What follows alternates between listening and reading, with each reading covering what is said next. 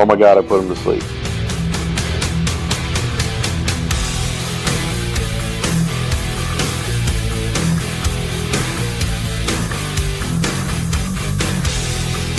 Oh, we got it. We got a gag going. He's just so boring. What a time to be alive. Take my hand, off to Never, Never Land.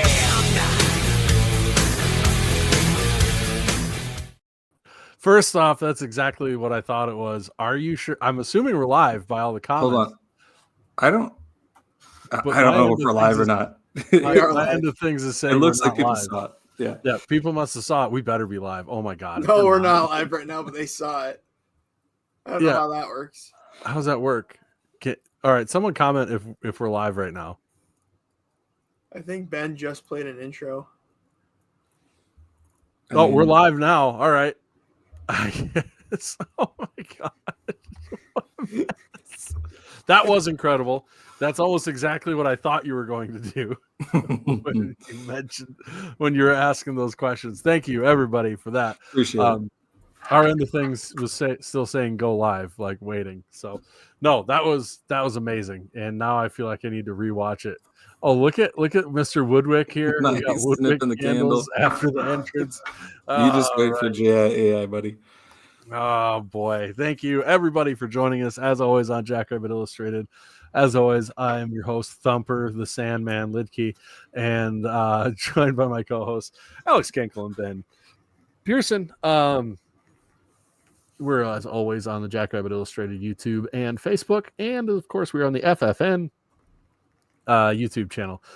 After we got done with that episode last time, my wife gave me like a 5-minute dissertation on what woodwick candles are and why the cutter exists and everything. And then she proceeded to say most people don't have the cutter.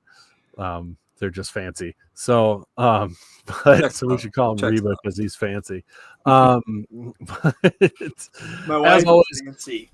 I am. Yeah, your wife is fancy. There we go. You call her Reba. But now I got to do all the sponsors, Ben. God damn it. Not all at once.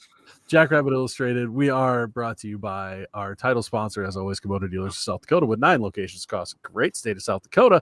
There is always a Kubota dealer near you to get you into some orange equipment today for your home, your acreage, your homestead, your ranch or farm. They've got everything you might need, from tractors to skid steers to everything in between, snow blowers, every attachment that you might need for that equipment to get your jobs done around the house or make it easier.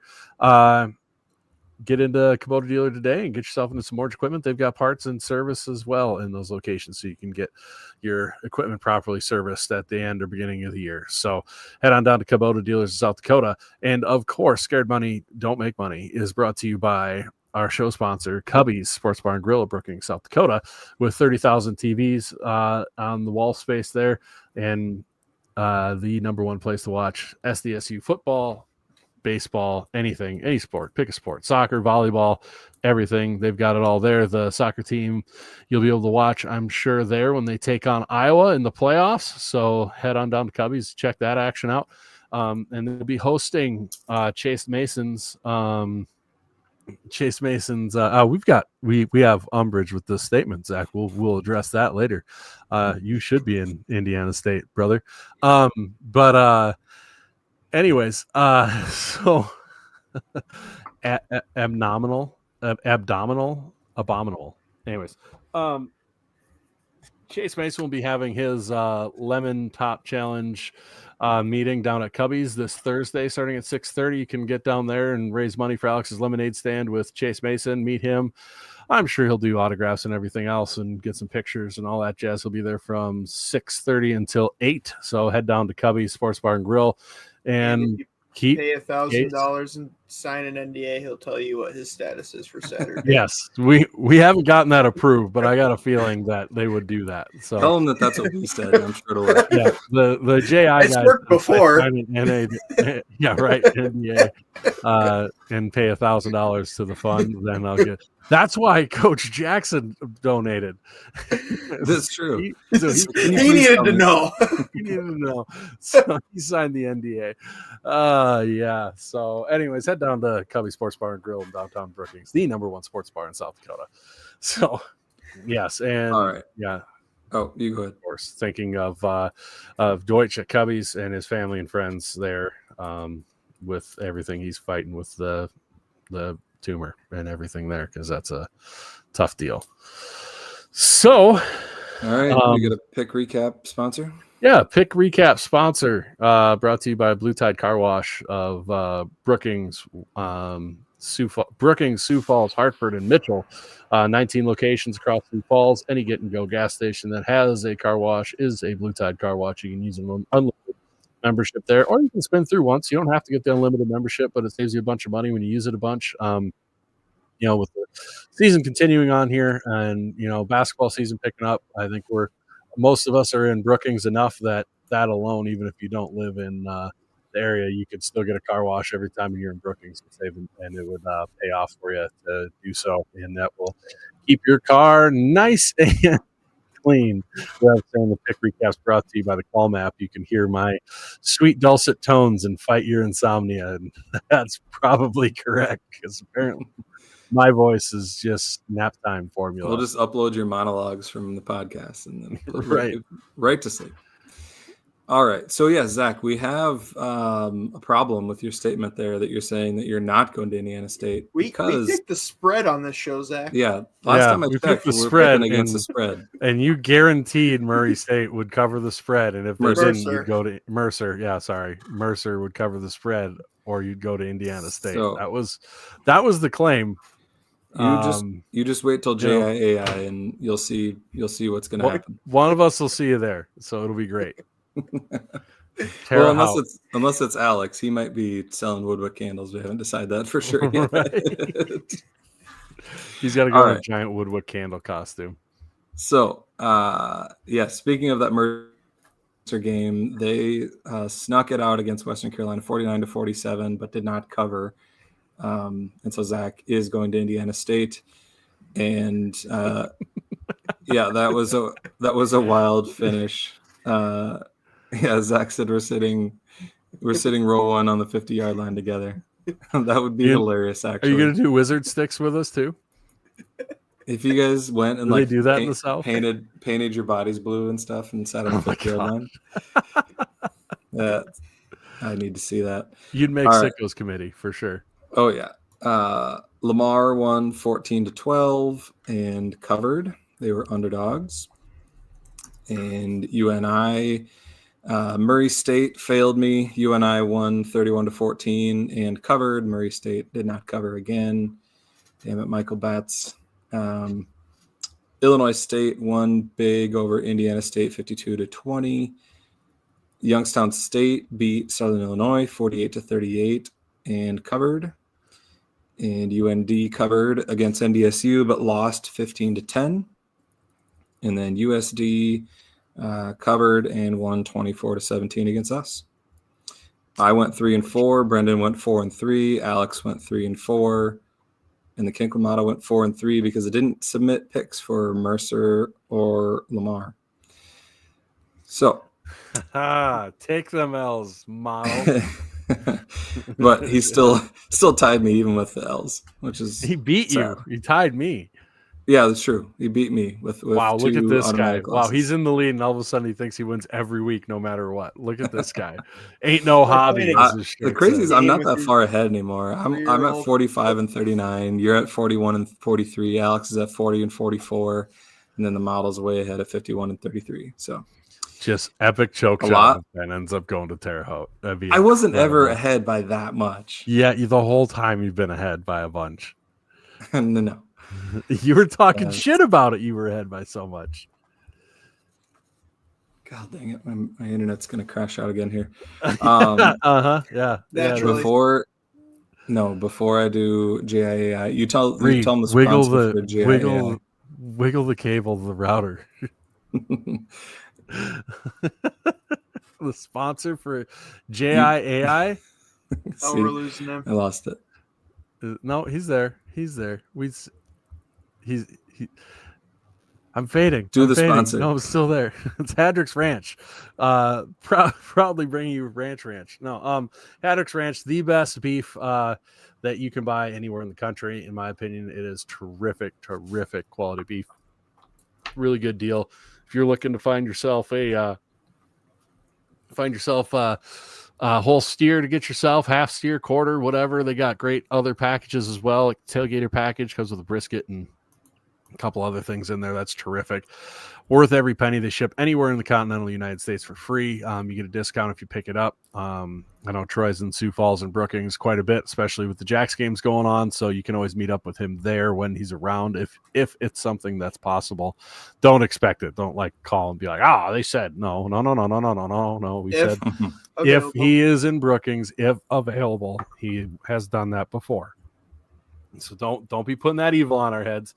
But they did post a picture on Facebook about some big news coming soon, so we're excited to see that. I'm revealing it during JIA. Are you really? So you don't actually know what it is. No, he doesn't such a actually shit. No, this is a bit. So, but I'm very curious as what it is. It's Hadrick's looking terrific, and they're all done up with some wine glasses. So I'm curious to see what happens. Hopefully, they're not retiring and heading off into the sunset, and we don't get Hadrick's Ranch anymore. But Right? I don't think that's what it is. I feel like Troy's the type of guy he's not going to retire. I was worried that picture wasn't going to come back. We're close to the holiday season again, so I had to bring it back out. I'm the guy who hasn't lost the picks, hasn't had to do a picks punishment yet, and somehow my pictures end up. You on had to here do the more first often one. than You that. had to do the cat ears.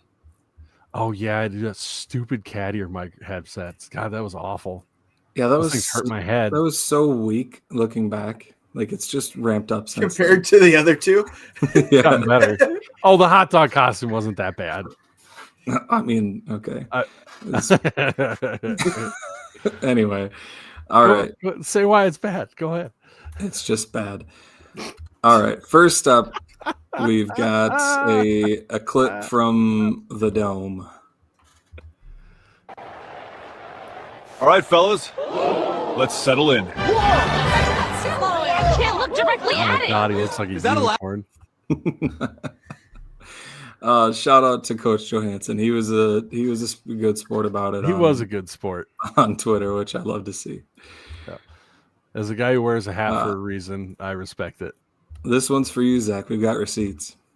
Hey, Zach just put out there he's going to meet us at Indiana State if he's wrong next year. He's super confident in this. Oh my God! Is he saying to have Mercer cover or just win? The cover. Cover.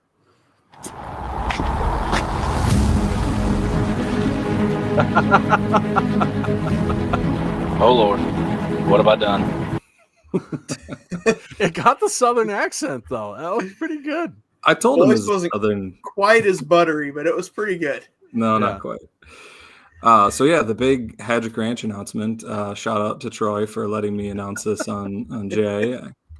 Hey, I'm Troy Hadrick, and welcome to Hadrick Ranch here in Fulton, South Dakota. Oh no, I screwed it up. What have you done? I'm panicking. Why Oh is my it? God! Oh my God! Hey, I'm What Troy have Hadrick, and welcome to Hadrick Ranch here in Fulton, South Dakota. I've got something new for y'all. This is Hadrick Ranch, our very own dressing, made in partnership with our friends at Jackrabbit Illustrated. See, I've already got the commercial done, so I'm excited for the announcement tomorrow. He's gonna get so sick of our shit.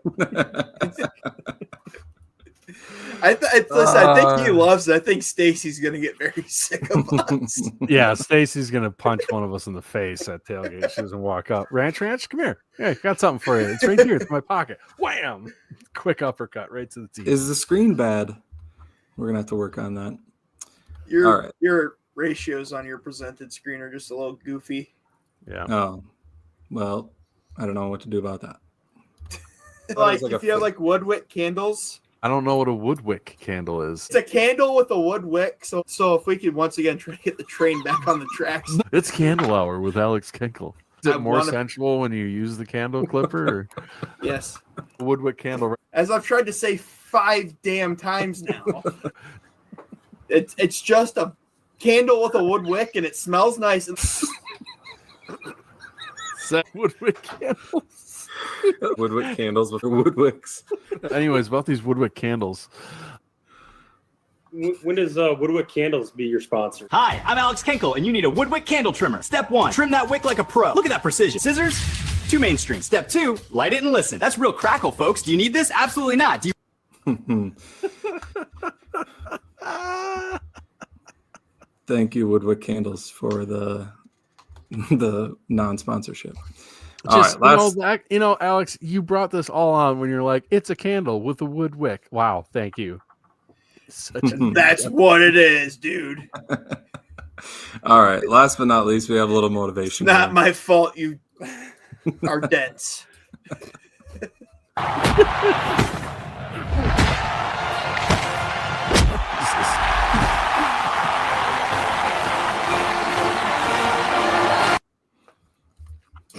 Getting back up into the fight. That about sums it up. Jesus Christ. All right. Oh, Let's God. get to the picks for this week. What do we got for a sponsor now? It's you, Innovative Engineering. Innovative Engineering. Look how fast Ben is trying to burn through this. I know he didn't even let me give my thoughts on the last game. He's just trying to keep it all going. Yeah, he skipped Alex's thoughts on the last game. He skipped any comments on any of the games. He's like, After I read Innovative Engineering here, if you're planning a new commercial building, restaurant, or retail space in Sioux Falls, turn to Innovative Engineering Solutions. They specialize in mechanical engineering design, including HVAC, plumbing, and others. And if you're building from the ground up or retrofitting, their team brings precision, creativity, and performance to every project. Visit innovative-engr.com to learn more. Thank you, Innovative Engineering Solutions. Yeah, Jim, let's just call it now. All right. So, Alex, what are your thoughts on the SDSU-USD game? No, we've you guys talked at length about it, talked about it in the group chat. Going back, Ben, you and I talked specifically about it after watching. Samuel Kem did a really good breakdown video on this one, as he always does. So if you've got like 30 minutes to kill, you want to know some more about last week, go check that out. But one of the big takeaways from that for me was I think there's a lot of people frustrated with Coach E right now, and I get that to an extent. I did not love the third down bubble screen. I did not love the third down stretch play. The first down play call before the field goal I also did not love. But, that's 3 play calls over the course of the game. If you go back and look, it's actually a pretty well-called game. He actually had a really good sense of the game flow, and he had some good stuff drawn up. There's just some little stuff where, in the margins there, Jack Henry made some small freshman mistakes. And then on the flip side of that, the guys got to help him out a little bit. They had the play pass where Bullock was wide open, walk-in touchdown, and it looked like he just kind of lost the ball in the lights and slowed up to try to adjust. And by the time he got going again, it was too far. Not faulting him because he had a really good game, I thought. And then I want to preface this by saying Coleman Kuntz, I thought, had a really good day, especially blocking. I think he's by far our best blocking tight end, and that's been something big we've been missing in the run game. But we ran that sweep. We ran to Jack Smith twice. Then we ran a play pass off it, and the Oats brought blitz, so the ball had to come out fast. And and part of that's, it's his second game, and he didn't play a lot versus NDSU, right? So it's not a lot of snaps on his part, and he stuck one hand up last second and it hit him right in the hand. And if he reacts quicker, he probably catches it, and it's a big play. And once again, going back to Jack Smith making some freshman mistakes. You go back and watch that as well. If he reads the safety a little better, he's got IGC for a touchdown on that same play. So once again, all this to say play calling was good. And then kind of same thing, once again, not trying to pick on Coleman Kuntz because I thought he had a really good game.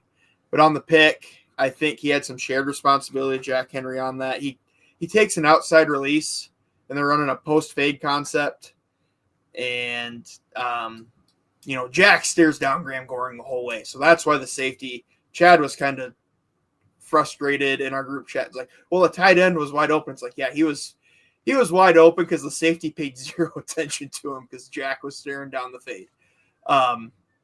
But if Kuntz runs his post a little bit wider to make the safety respect it more, and or Jack looks off the safety, that's probably a touchdown. I thought Jack actually had a really good ball on that. And then defensively, just tackling. I think honestly, you go back and watch, and Dan talked about it in some of his media. Sorry, Coach Jackson talked about some of his media availability this week on specifically the third and long plays. We had some stunts called because Aiden Bauman's obviously not a mobile guy. So versus this week where you're going to have to be disciplined against a guy like Tommy Rittenhouse who can get out of the pocket. Why not dial up some extra pressure and try to get him on the ground?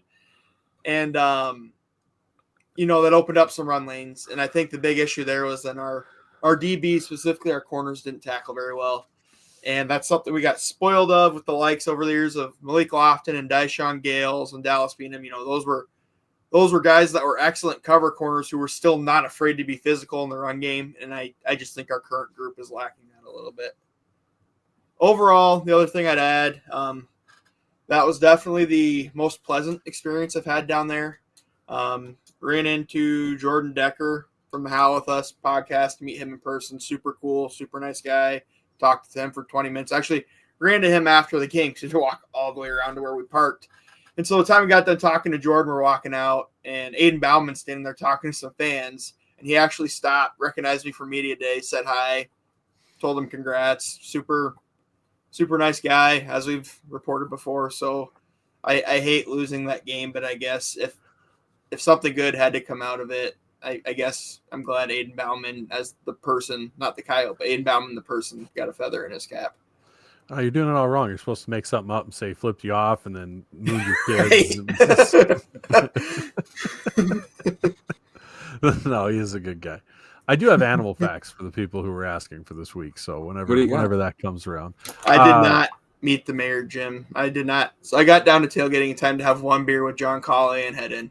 We were running a little behind. I do love how now when you start talking, it becomes just Woodwick Candle hour in the comments. And I'm not even sure if I think people are more focused on coming up with Woodwick Candle comments than they are listening to you. It's fine. Fun animal fact for the Cardinals. Not all Northern Cardinals are red. Some can be yellow. Because did you know and they mate that for life? We already did that. But except for the ones that step out for milk and cigarettes, like Ben says. Yeah. Jesus Christ. They take the tracker off and then they go to the store. They go to the store for milk. Cardinals are like flamingos. They get their coloring from what they eat. So if they didn't eat what they ate, they wouldn't be red. So eating insects and berries and wild grapes and yuts and sitch, that gives them the red color. So there you go. Those are some fun facts. There's 10 more, but I mean, if you want me to go through the whole thing, you can. But yeah, I'd say that qualifies for our game breakdown, game preview against Illinois State. Yeah. No, we'll get into that a little later here. First up, though, we have to pick a few non-conference games. We have first up number 18 Lamar going to number 9 Stephen F. Austin. Stephen F. Austin in the top 10. They are favored by 13 at home. Are they going to keep rolling? Well, old Rev messaged me ahead of time and gave me his advice, and I'm going to completely ignore that. Actually, what I'm going to do is I'm going to prattle on for about 5 minutes because I could see the hope in Ben's eyes when he looked at the timer on the screen. And I want to see it slowly drain away as it ticks towards 30 minutes. I think both of these teams are good defensive teams, and it's going to make it hard for SFA to cover 13, even though it is at home. So I will take Lamar to cover, but Stephen F. Austin to win the game. Model has the Lumberjacks by 14.5, so it will take them to cover. And Oh, baby. I will disagree and go with Brendan. I think Lamar is too good on defense to where it's going to be one of those games where SFA's, probably going to get up by 3-7 and just hang around because Lamar's going to adjust on defense. They're not going to be able to score, but Lamar's offense is not that good, and they're not going to be able to score either. And it's going to be like 17-13 final score type of deal. Yeah, I'll take Lamar as well. I think they showed against South SLU, we'll just call them that, that their defense is very good. And so I'll keep them, or I'll have them continuing that now. Next up, we have number 10, UC Davis going to number 2, Montana State. This is a big game for playoff implications. Montana State is favored by 11.5 according to FanDuel. Model has Montana State by 16.4, so it's going to take the Cats to cover. I'll agree. I think if you looked at my poll this week, I got 0 slack from Cat fans on that at all for having them at 6. But win some ranked games if you want that respect. But I also have UC Davis at 20 because I also do not think they're good either. And I think Montana State's going to throttle them, honestly. I don't think it's going to be a close game. And I think if you look at the bigger picture FCS, don't look now, but helps our resume. I think Sac State beats Idaho by 7-10. And all of a sudden, Causeway Classic next week is a play-in game, as wild as that is to say after where Sac was at in the middle of the season. So what line are we doing? Are we doing the FanDuel or Reddit line? FanDuel. FanDuel. Oh, that's a lot harder to pick. Yeah, 11.5, not 17. 11.5. I think Montana State covers. They're still rolling. But you want to talk about interesting for playoff stuff. Have Davis win this game, and then next week have Montana win the brawl. And Montana State's 8-4 with 0 ranked wins. Yeah, talk about life getting weird, right? I don't think that happens, though. I think Montana State at home covers this. If it was the 17.5, I'd probably take Davis. But give me Montana State at home. They're on a mission right now. And I think they will be out to prove a point with it being some people like Alex being out there talking about how they have no ranked wins and etc. So I'm not saying you're wrong. I'm not. But I think they'll be out to prove a point in this game. So go ahead. I think in 2 weeks, this win might not look that good either. Right. And Ron Lowney in the comments saying the Bobcats are favored by 15. Yeah, at Sportsbet Montana, because Sportsbet Montana can absolutely abuse you fools out there because why do you think it's I wonder who they're going to bet on. Yeah. Oh, I wonder why they gave the more points to the Bobcats because you're going to bet them anyways. I'd set that line at 20. That's exactly what I was about to still say. Get bet. And it was you're still lucky I don't run it. 22 by kickoff. Yeah, I mean, it'll still get there. It's in Montana. Like, what are we talking about? You can't use that line. That's so biased. Yeah. I'll also take Montana State. They've shown that they can score some points, and I don't. Seth Meyers says that UC Davis' stud running back is out, which strengthens the case here. Montana State by a bunch. Next up, we have a not ranked matchup, but a big playoff implication matchup. Number 5, Tennessee Tech going to FBS Kentucky. Kentucky's favored by 20.5 at home. So I think the most surprising thing, because I think I should alternate with Alex since we're the closest. So yep. Yeah, sure. I think the most surprising thing about this one is that the FanDuel spread is closer than the Reddit spread. I would think that would be different just with it being an FCS account in a game like this. And 20.5. Kentucky's not great. Like they're not in contention, in any way, shape, or form in the SEC. And Well, they're turning in their pads already almost. I mean, they're not going to be Right. bowl eligible. right. So 20 and a half points, I think, is wild. Don't get me wrong. Tennessee Tech hasn't played anybody, but 20 and a half is, I'm tempted to spicy meatball that thing because that's a lot of points. And I think Tennessee Tech is going to be playing with everything to prove in this game. Like you said, Alex, Kentucky's about turning their pads in. Not sure how locked in they're going to be to this game. Give me Tennessee Tech to cover 20 and a half. So the model has Kentucky by 27, so it will take Kentucky to cover. Kentucky, if you look at the results, is such a weird team. You know, they take Texas to overtime, but then they turn around 2 weeks later and only beat Auburn by 7, and Auburn is really bad this year. Auburn might be a middle-of-the-pack CUSA team. They are so bad this year. I mean, if you watch much P4 football, which I don't as much as I used to. Chad says, what a weird time to schedule FCS team. This is what all the SEC teams do because their conference schedule starts in week 3, and then they have a bye at the end of the year. So that's traditionally where most of them slate their FCS games in. Was that last year, 2 years ago? Who did?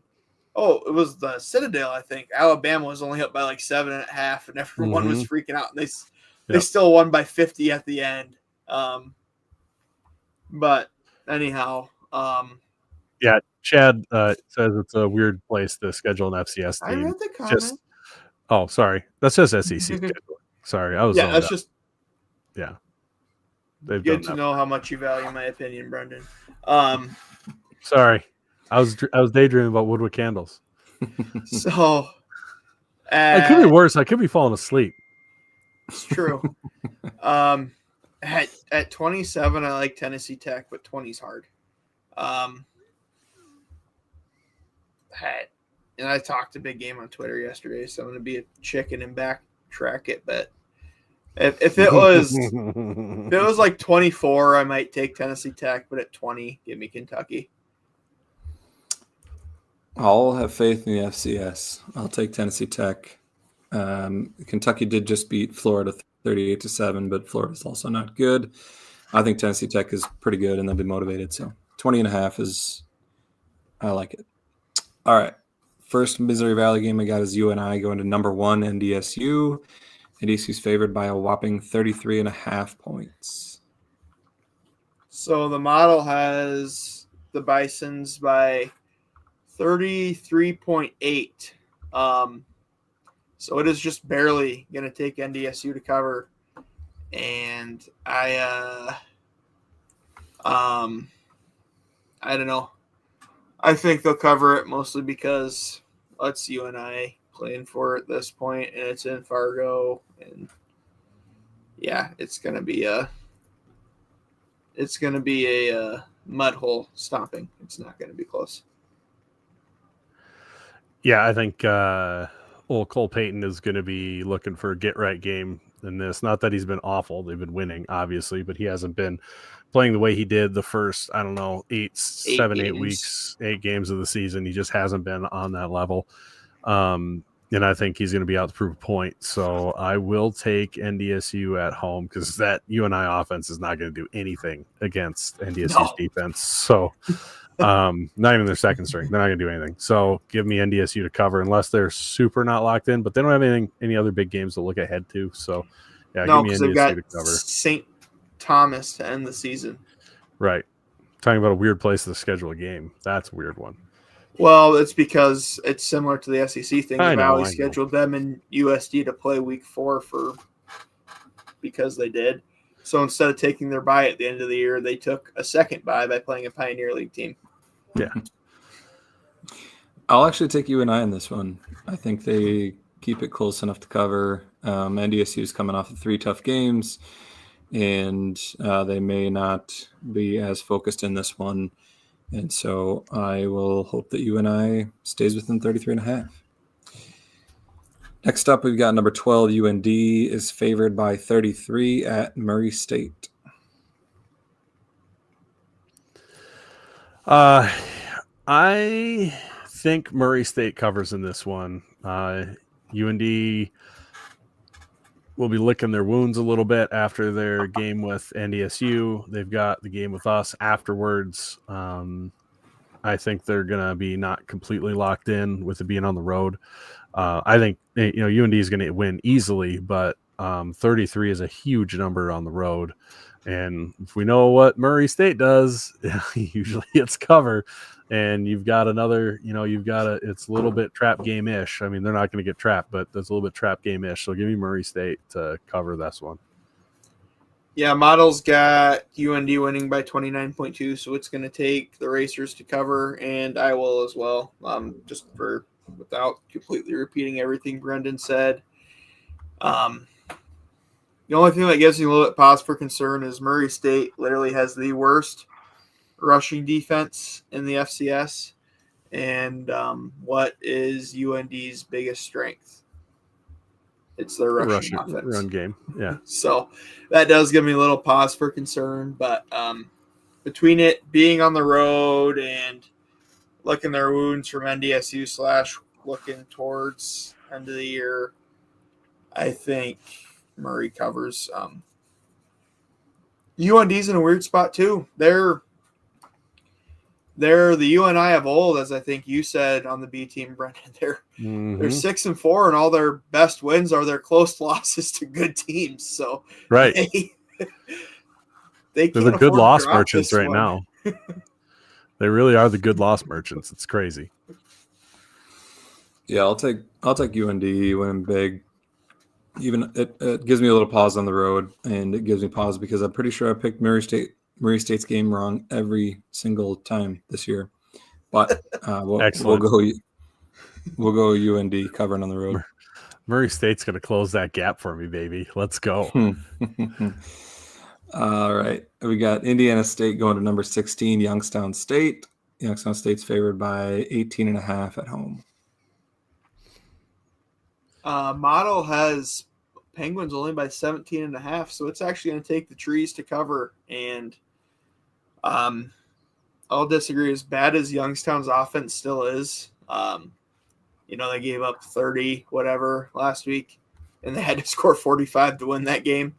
I think that's exactly why they cover, though. I think at this point they can see the finish line. They're 6-4 with 2 ranked wins. They've got 2 on paper easy games to end the year to close this out and make the postseason. I think at home, Phillips is going to have them up and ready to play, and they'll cover by about 20. I see this being like a 44-21 game. 45-21. He's my favorite score. I'm so torn on this game because Youngstown has underperformed at home before against mediocre teams. But I think they're on a heater right now. So I'm going to go ahead and take them to cover in this game. I think hopefully they learned a lesson at Southern Illinois and don't come out sleepwalking. But with Brungard at quarterback, who I know everybody loves Taron Dickens, but Bo Brungard does so much. It's crazy. Taron Dickens is incredible throwing the football, but man, Brungard has 80% of their total offense, if not slightly above that mark. Right. To be the number four in the country rushing as the quarterback, and to number 2 in passing touchdowns, and have an equal or number 2 in rushing touchdowns, and then have an equal number of passing touchdowns as well, and not be a disaster throwing the football is just dumb. It's just dumb. Tom, I don't care. It's I care, but yeah. Sorry, I was wrong. To look way too far ahead, Brungard has a year left too. So if they can get their defense improved or do a little work in the portal, how good is Youngstown going to be next year? It could be very good. They could. If they find anybody, anybody to help that man out. I will take Youngstown State's cover as well. I think that Indiana State, showed last week that they're not really ready to play defense anymore, and so we'll take Youngstown State to win by 19 or more. If you have a Next up, we functioning got- offense, you can score a lot on Indiana State. Yeah, turns out. Next up, we've got number 19 USD going to number 23 Southern Illinois. Southern Illinois is favored by 5 at home, which is a little surprising to me. Oh, this one's mine, isn't it? Mhm. I am going to go, and it's -5. I think Southern Illinois has explosive enough of an offense to potentially get up by enough that it makes USD not able to do what they want to do, if that makes sense. I think they'll be able to do that. My concern is their defense hanging on, but I mean, they put up 38 on Youngstown State, they did struggle with North Dakota, NDSU, which are kind of similar concepts as USD. USD is obviously not what NDSU is, but boy, this is a tough one to pick. I think USD is going to have a bit of an emotional letdown after this one, plus it being on the road. You've just had 2 emotional wins in rivalry games. That, I mean, they're talking about on the radio just how much those games meant to Aiden Bowman. And so I think I'm going to take Southern Illinois to cover in this one. I think. No, it's going to be a 3-point game. Give me USD. Oh, the late switch.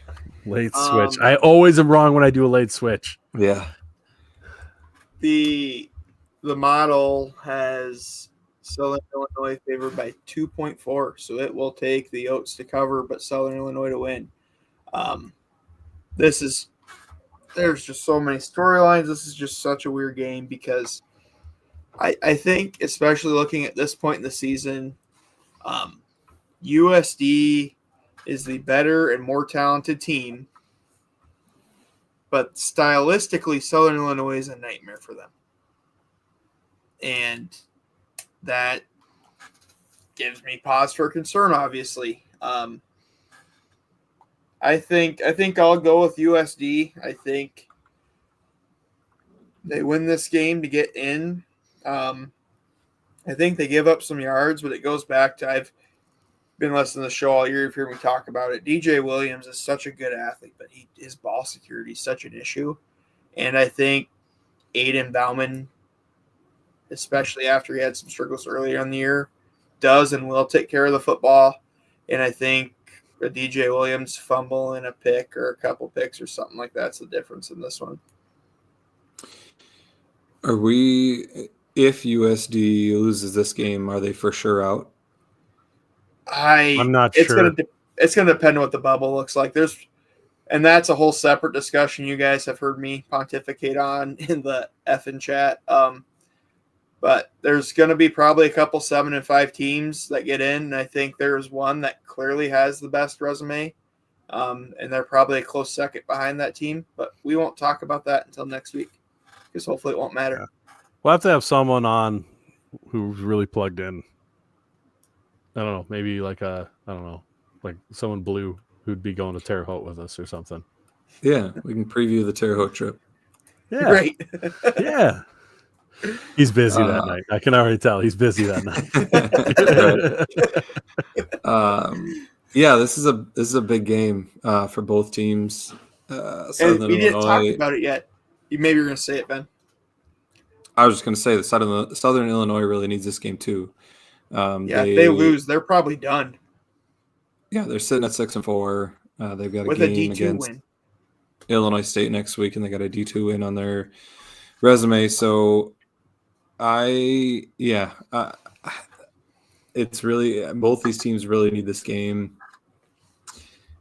I wish that it was a smaller spread, but I think I'll take Southern Illinois. I think USD regresses a little bit. They're hot, but I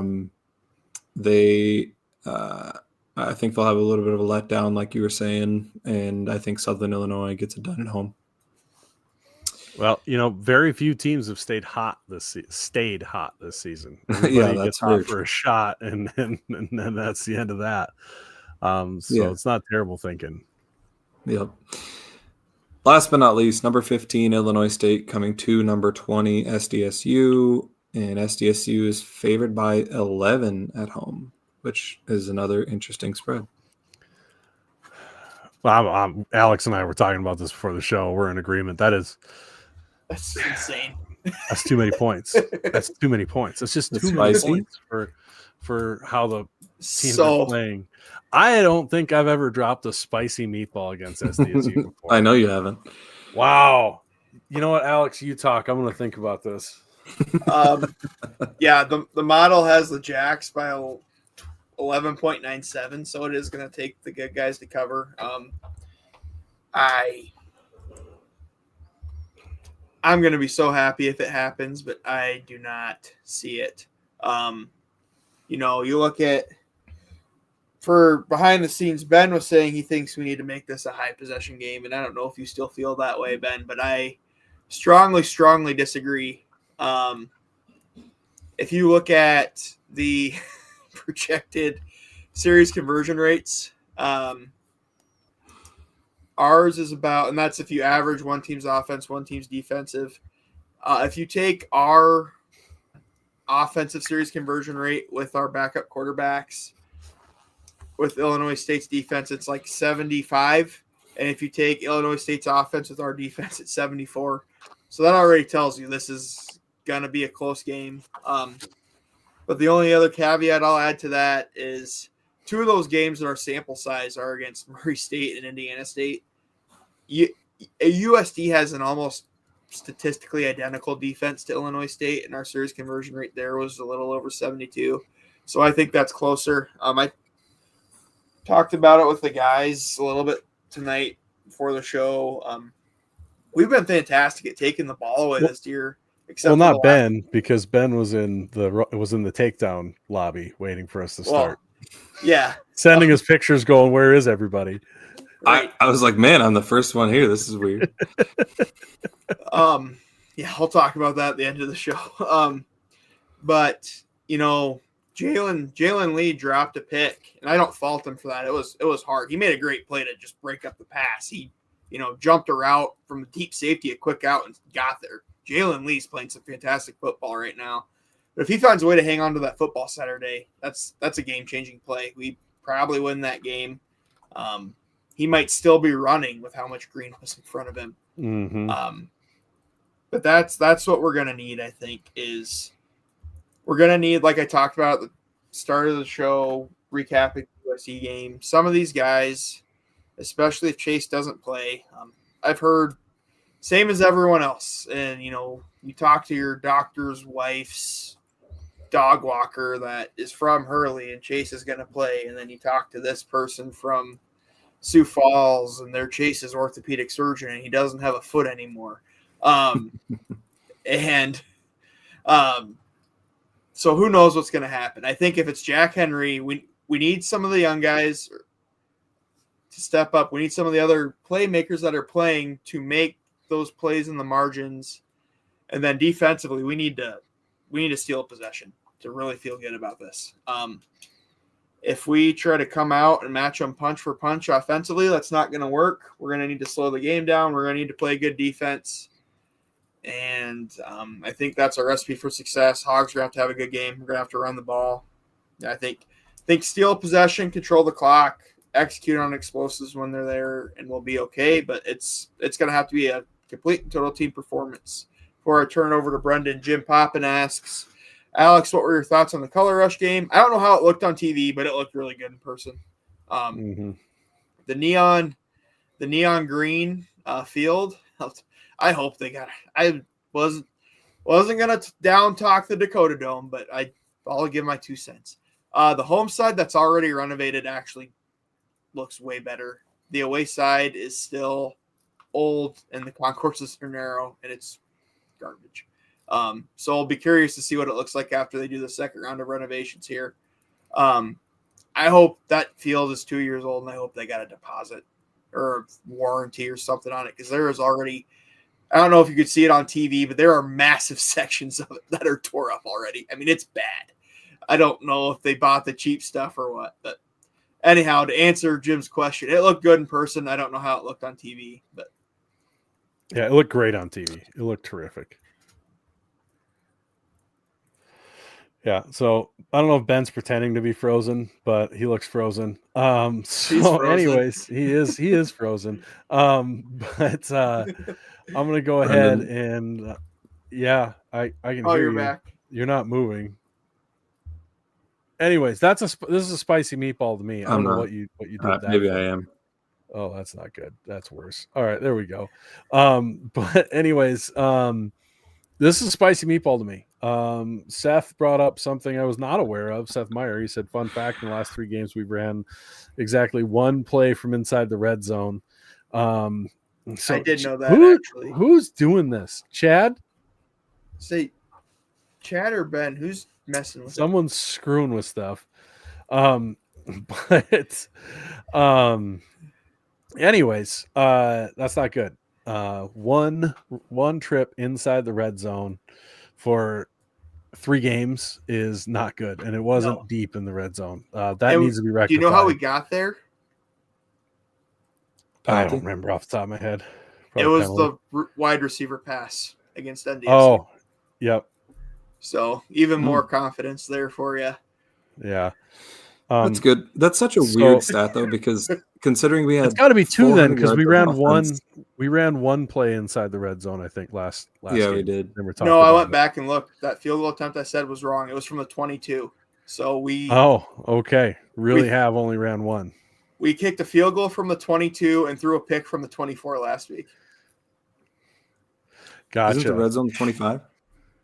I wish. No, it's the 20, brother. I thought it was. No, it's the 20. Yeah. News to me. Always has been. It's because that's where you got the ball kick up. Well, anyways. It is a weird stat because we had 400 yards of offense against Indiana State. Right. And didn't take 1 snap inside the red possession. Zone. Didn't take a snap inside the red zone. That's like, that's got to be the first time that's ever happened. Actually, we should look that up. We'll have to submit it to ESPN. Sickos committee. Proudly put our name on that. Yeah. Right. And then, I mean, against USD, it's not like, we got blown out or whatever. I mean, we were in that game and we still didn't get inside the red zone. That's just crazy. Well, penalties, man. That's something for me. First off, our offense has not been putting up a ton of points. I'd like to think Chase changes that to an extent when he gets back. I don't think it's going to be a cure-all, but I think it's absolutely going to make a difference. But like Damien says, it's a consistency issue. It's getting a penalty. It's getting a negative play that we can't recover from. But especially last game, it was penalties. Just kept killing ourselves with penalties. I said it on the B team. This offense is not designed to be off schedule. And when you've got a redshirt freshman quarterback who's your 3rd-string guy in his first game ever, behind the sticks is not where you want to be. It's not good. Especially when one of his big threats is running the ball. And just one guy missing a block, whatever. And you're facing a good team who can score, and we have a good defense that'll limit them. But I think expecting to win by 11 is crazy. That's this is spicy meatball area territory for sure for me. Yeah, I mean, you mentioned consistency. I think even outside of the penalties, it's offensive consistency in terms of blocking and execution, whether it's executing the play correctly or just executing an individual block correctly.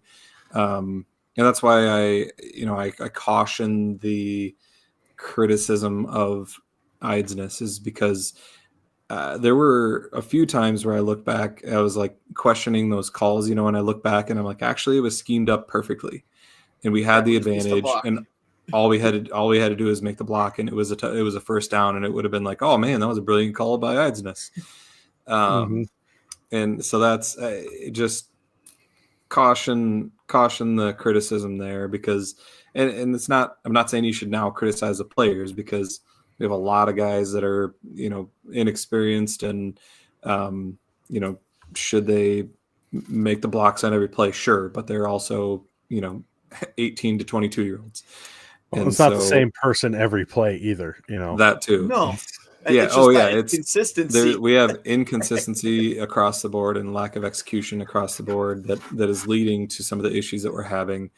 Now we're a good enough team that even with those issues, we're still in games. But come Saturday, that is going to need to be cleaned up, because I don't think that Illinois State's not the type of team that you can have those issues against and win. They have a good enough offense, and our offense just hasn't looked good. Obviously, we talked about the red zone stats in the last 3 games. Here's the thing. Go ahead. I say it was clunky even when Chase was in there. I mean, we had the 4 straight 3-and-outs on Hobo Day, but you still put up 30 points because Chase is that electric of a playmaker. Mm-hmm. Yeah, I mean that's the reality, is that Chase was covering up a lot, I think, and I assume that your guys' picks for Illinois State is assuming that Chase is not playing. I think that's even what you're if he is, basing. Are you saying even if he does play? even if he plays, Yeah, I I think still it's a think tight 11 game. and a half is too much, but I like our odds better if he plays, obviously. I think it's truly a coin flip, and I think it truly has been the last few weeks. And based upon Dan's words, he's trying to rehab a soft tissue injury. This is all speculative. I know nothing. But it sounds like he's trying to rehab a soft tissue injury, and it's one of those things that you don't know until it's clear, because it's a soft tissue injury and it's a pain management thing. And Dan said specifically in his press conference, as soon as he passes some rehab milestones, he is good to go. But as of Tuesday morning, he had not passed those yet. Well, and I don't even know if it's pain management thing, because pain management thing makes it sound like, well, it's if Chase can just tough it out. And I don't think it's one of those things. I think it's a worsening an injury that could get worse. Yes, thing. sorry. Yeah. That I think is more what it is, because I think people hear it's pain management and the old school, well, then tough it out. Oh, yeah. There's Put him out Ronnie there. Lott had his finger cut off at halftime and whatever. It's like, okay, I can be part of it, but yeah. So, anyways, that's our deal. So, Yeah, and not to say, I mean, Jack Henry has done a very good job, and for him to go and do what he did in the Dome against USD, That was a great performance. very, very good performance. And it's not to say that if we have him, we're not going to beat Illinois State. It's just that he's obviously still learning. Chase is 3 years into being a college quarterback. Jack Henry is not.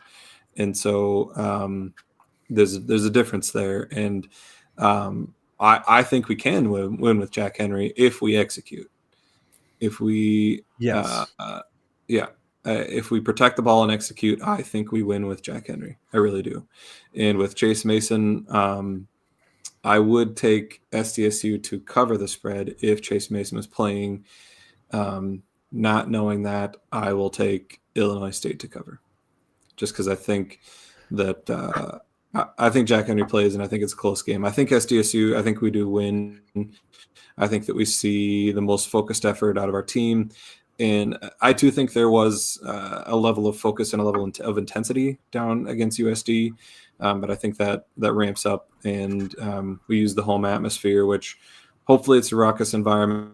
We talked about on the B team that huge opportunity to make a difference in this game. The players really need us. And so be there, be loud, show out. Yeah. Yeah, I'm with you. This team definitely can win with Jack Henry. And when, the thing is, when we say he did really well, it's on a scale, right? You're grading on a curve. He's young. It's his first start, everything else. And he really did do well. But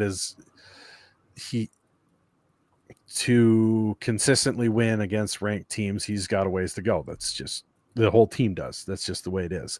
But they absolutely can win against Illinois State if they, play good disciplined football consistently throughout the game, for sure. I actually think Chase will play because everybody here is hearing, well, Dan sounds like he's not going to play and all this stuff. Well, he sure made it sound like he might play the last 3 weeks, and all of a sudden he's making it sound like, well, he's got to hit the milestones, and boy, I don't know. Gosh, I hope he's ready. He would love to play, and he said that he would love to play line a lot, but he leaned a little more into the I don't think he can play this week line than he has for the last 3. That's fair. Stop it. So You're getting me excited. Knock it off. I'm just going to assume he's not playing. Hey, whatever you need to do for your mental health and anxiety during this, you do it. Probably man. just not watch Jackrabbit football anymore. Right. Not this season anyhow. I'm just not that guy. I'm not a worrier. What's going to be is going to be. So I'm cool with whatever, because me getting all wound up and anxious about it before the game is not going to affect whether he plays or not. So I'm not going to do it, but I understand it. But I think there's a chance he plays this week. I really do. Yeah, I'd love to see it. We shall see. Jim says Ben needs a session. It's probably me. I just push it down inside. Just push it down into the dark place and it stays there. Like Bill Burr. Yeah, that's right. Anything else before we get out of here? Like we talked about, Alex's lemonade stand tonight. If you want to know Chase is playing, $1,000 and sign an NDA. In all seriousness, it's a good fundraiser. Chase is a super awesome dude. Come say hi. Come donate some money. Do a Lemon Top Challenge at Cubbies. What are you going to say, Brendan? On that note, the Yotes just dumped a bunch of money into Aiden Bauman. He's up to 20,000, basically 21,000. They just dumped in Lee and Lindsay. Michael donated $2,000, and Dan Meineke donated $2,000. So they have some they have some people anxious. So it's going to be a fight down to the wire, which is going to be a lot of fun. But we got to keep pushing. So yeah, last David week Jackson, by the way, he donated $515 to Chase. So that's awesome. But yeah, so unfortunately on the field, unless there's a playoff matchup, that ship has sailed. But we can still beat them at ALS, and then that was going to be the last thing. Should I put in the comments? Takedown tomorrow night at 8. So when you get done over at Cubbies, fire that up. We're going to have assistant head coach Cody Caldwell on. He's going to help us recap the Tiger Style and Bison Opens. We had some really good results out of the guys there, and preview our home events. We'll talk more about that tomorrow. But if you're looking for something to do Friday, maybe you're coming into town for the game Friday night and looking for something to do, Augustana Duel at 7. And then if you're looking for something to do Sunday, Warren Williamson Open. Or maybe it's not an open anymore. Maybe it's an invite. It used to be the DAC Open. It's on the Warren Williamson Memorial. It may be an open. It may be an invite. But either way, come watch some wrestling. And here's talk about it tomorrow. Hell yeah. One last thing on Alex's lemonade stand. We had $140 from the FCS Lemon Top incentive. If we want to cover the gap right now with USD, if every person who's watching has 5 people or 4 extra people and themselves do the Lemon Top challenge, that gap will be erased immediately. $140. That's 14 people did it. It's free. Just take a picture of the lemon on your head. I'll buy the lemon. We have lemons at the tailgate every Saturday. Come down, do Lemon Top Challenge photo. Do them with Chase at Cubbies, and we can cover that gap without anybody having to spend a dime. And I know we have the fan base to do it. We're just not doing it. So I'm going to be making my wife do it, my daughter do it, my neighbors do it. Everybody's going to be doing a Lemon Top Challenge this week. And lastly, shout out to the men's basketball team. They're hanging in there against Oregon. It's like a really close game with like 6 minutes left. So go if you got. I guess you have to have Peacock to watch that, which sucks. But if you've got Peacock, go check that out. Oh, I do not. That's lame. Yeah. All right. Like Jim sometimes says, he hasn't said it yet. He really doesn't want to be done with this. We are over. We're over an hour, Jim. Where were you? There he is. Go big, go blue. Go Jacks. Go Jack.